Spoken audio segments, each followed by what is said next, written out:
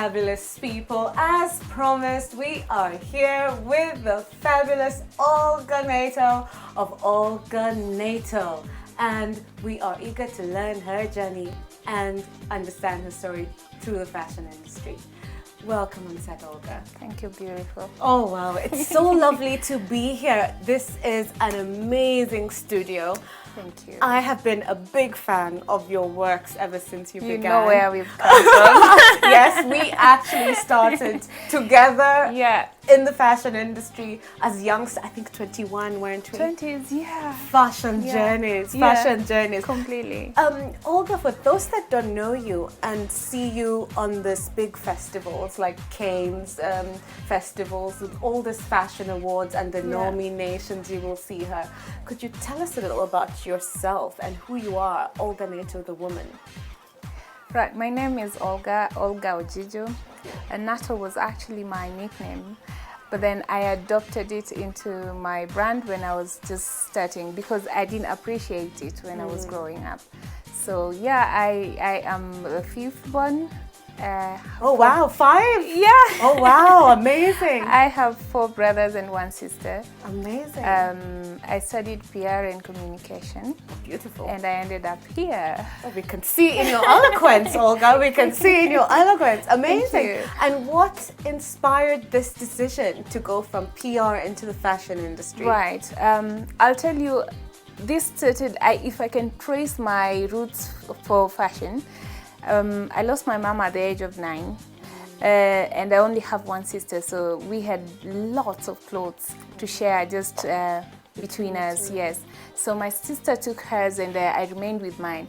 And I worked on this. Remember, at the age of 9, I worked on this to fit me. So I adjusted this, some that I could not do by myself. I took them to the tailors, but told them precisely what I wanted.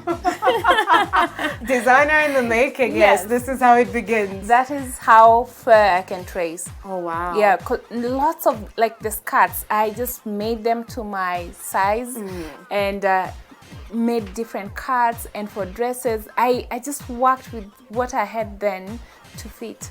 And so that is how far I can trace my fashion. And then much later in life, immediately after school, I was abroad. And here we were so used to secondhand, which were very cheap.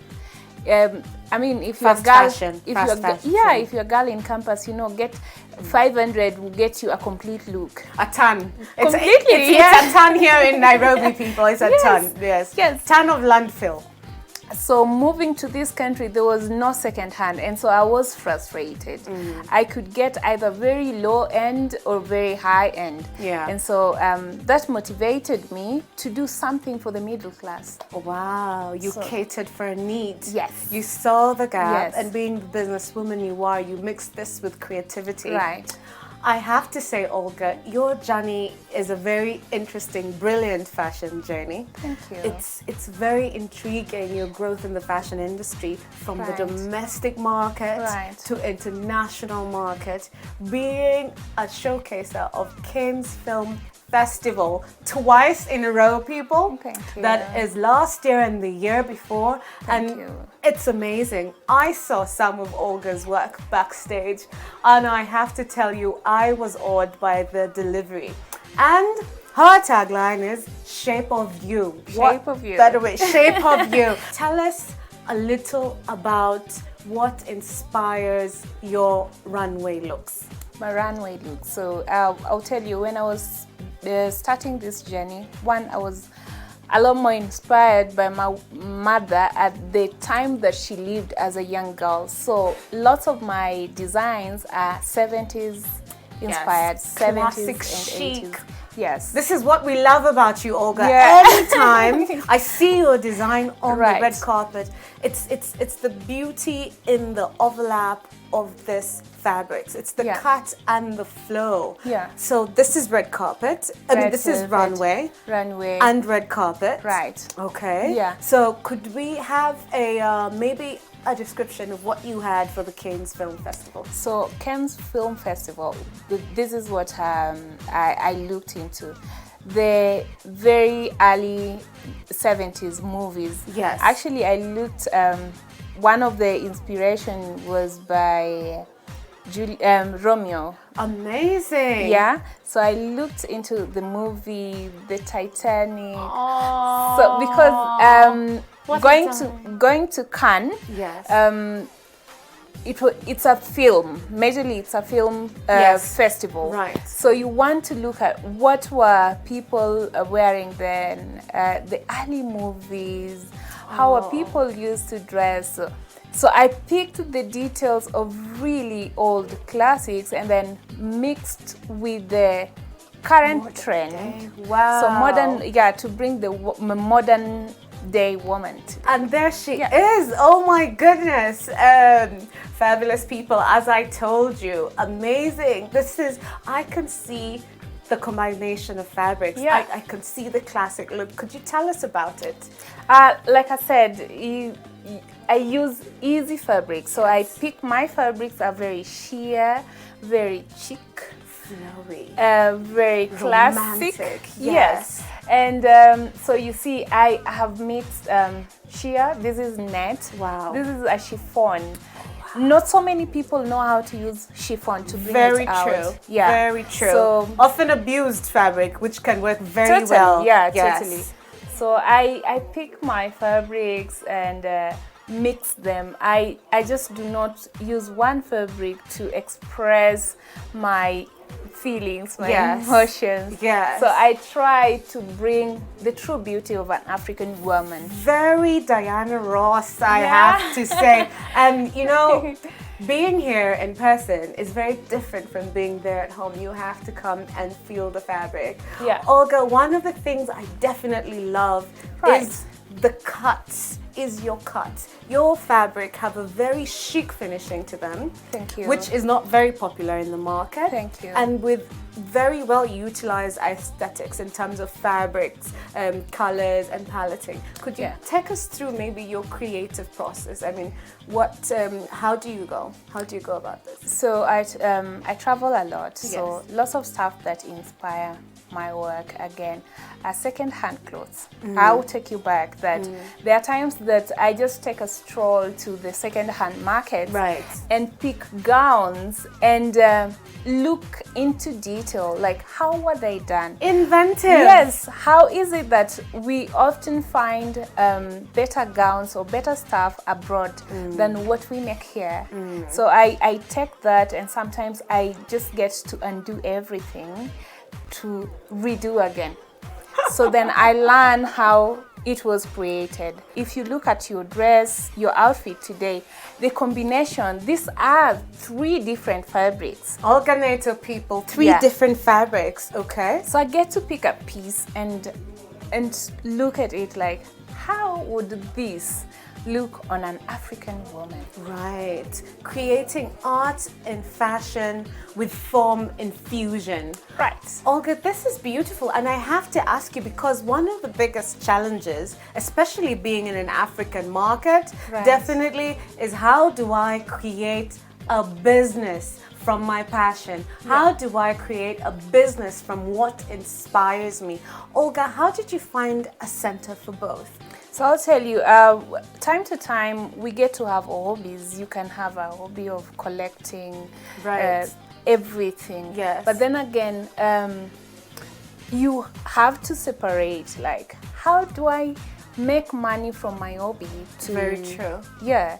So I actually started, when I was starting this, I started this with my friends. Okay. And you realize that I first of all started by dressing myself and feeling good. And so I didn't tell you, when I was out of the country as well, the few pieces, after being so frustrated, they are not getting anything to wear.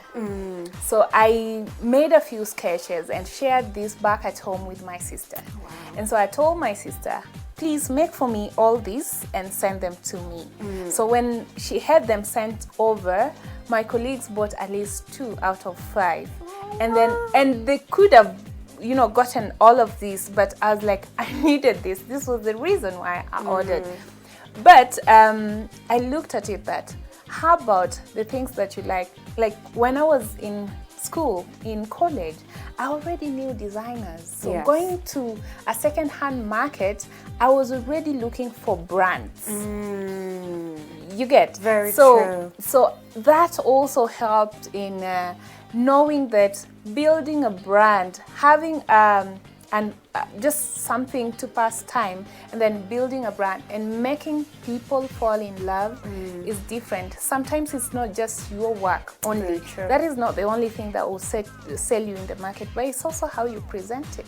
Very true. Like you dressed me today. Yes. I have a very unique shape. Yeah. Slender and tall. Yeah. Like our beautiful, gorgeous model here. Yeah. Could you tell us about the silhouette, the fabric layering, the flow of this dress? Because I'm in love. So I'll tell you about the cut. You see Yes. how everything fits to the Details. detail. Right.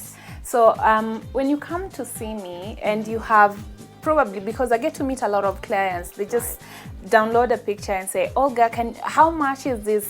I need this dress. Then I would first tell you, come, let's meet, because I need to know a bit of your history. I need to see your shape, so that we are able to add. It's like consulting to get to your exact shape. This is what works for you. So when you bring everything, I'll tell you, no, darling, this will not work. Very true. Very true. So because I look at the shape of a woman, that is what guides in the cuts. Wow. And also I am very particular when it comes to my fabrics. Yes. Because then fabric is another thing that it's the most challenging thing in our industry and also in our country. Yes. So to me, fabrics are the most, again, you could come with a very beautiful design, but then you do not have, we would not have the fabric to work. Yes. I can see the classic in this. I'm in love with this piece, Olga. I see the classic in it. I love the detailing. There's still the form in it. Right. There's very beautiful form and flow Right. to this dress, but I still feel quaint and classic. So you realize that this is completely an African fabric. Right. But then this will give you the Flair. of I can edge. use these I can go in a wedding like this, dress like this, cocktails. Amazing. So you see the mix of being African and then being trendy. Right. It is perfect. In a All very in subtle one package. and elegant way. I love that. Subtle Yeah. and elegant way. Right. Olga, we have to talk about something that you mentioned earlier. Right. The power of collaboration as a brand. Because ideally, this catapulted your brand into an empire. Exactly. Could you tell us about this? Thank We'd you love to very know more. much. I've worked with the different people, brands, and in our industry, I think we do not realize the power. So it does not make you lose yourself. It helps to bring you best. Right. And so I do collaborate a lot with the fashion stylist. One of my great mentors is Konya Lord. Could we talk about your career as a businesswoman and the achievements that you have along the way? I'll say this has been a journey. Yes. This does not happen overnight. There are lots of sacrifices that you make. There are times that when I was starting, I don't know whether you remember where I started. We were all living with people, very but true. I moved from home to my own small space, to a balcony, to a very small cube, to this point. Right. So I would say I wanted to look at myself like, where do I want to be? So like I said, anything that comes my way, I would give an eye to it, like, would this get me to the next level? Right. So I think this has made the industry equally to appreciate me. So I have different awards. Amazing. Yeah, I had an international award, prestigious international award from Nigeria. Amazing. Nigeria Nigeria fashion industry, we're all getting excited already here.